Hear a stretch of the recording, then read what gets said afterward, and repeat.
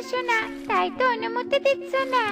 বেশ, দিলাম অনুমতি। তবে শোন, আকাশে বৃষ্টির আভাস পেলে আর স্রোতের চাপ বেশি হলে দেরি না করে তাড়াতাড়ি ফিরে আসবি, কিন্তু আমি তোর অপেক্ষায় থাকবো রে মা।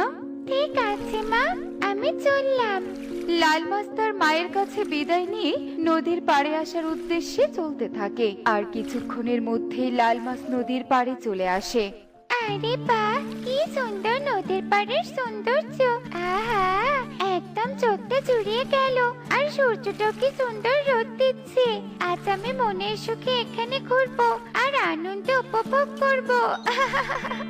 লাল মাছ মনের আনন্দে এদিক থেকে ওদিক ঘুরে বেড়াতে থাকে। এভাবে আরো বেশ কিছুদিন কেটে যায়। হঠাৎ করেই আকাশের সূর্য কালো মেঘে থেকে যায়, আর সাথে সাথেই ঝমঝমিয়ে বৃষ্টি পড়তে শুরু করে।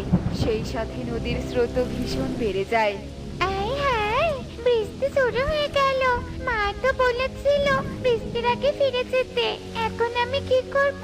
স্রোতের কারণে তো সামনে একটু এগোতে পারছি না। লাল মাছ যখন এসব বলছিল, ঠিক তখন বিশাল বড় একটা ঢেউ আসে, আর ঢেউয়ের ধাক্কায় লাল মাছ ছিটকে গিয়ে পাশে থাকা একটা ধানের খেতে পড়ে। আমি কোথায় এলাম? এখানে তো কোম্পানি আর জঙ্গল কেন? তবে কি আমি ঢেউয়ের কারণে নদী থেকে অন্য কোথাও এসেছি? হায় হায়, আমি তো কোনো রাস্তাই দেখছি না। এবার আমি ফিরে যাব কি করে? মা, বাঁচাও, আমাকে বাঁচাও, আমি আটকা পড়ে গেছি মা। লাল মাছ কান্না করতে থাকে। কিছুক্ষণের মধ্যে বৃষ্টি কমে যায়। এদিকে টোনা, আজ ঘরে কোনো খাবার নেই। ঘরে কোনো খাবার নেই? তুমি আমাকে আগে বলনি কেন? আগে বললে তো আমি খাবার নিয়ে আসতাম। কিভাবে খাবার নিয়ে আসছি টোনা? কেউ না জানুক, আমি তো জানি তোমার হাতে কোনো টাকা নেই। টনি, আমার জন্য তোমাকে এই অবস্থায় না খেয়ে থাকতে হচ্ছে। আমি তোমার ব্যর্থ স্বামী, তুমি আমাকে ক্ষমা করে দাও। আমি কালু দাদার কাছে কাজের টাকা পাই। আজ কাজের টাকা দিলে তোমার জন্য অনেক অনেক খাবার নিয়ে আসবো। তুমি শুধু আজকের দিনটা কষ্ট করো টনি।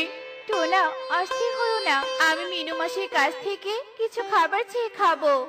বেশ, আমার কাজে যাওয়ার সময় হয়েছে, আমি চললাম। তুমি সাবধানে থেকো বউ। আচ্ছা ঠিক আছে টোনা।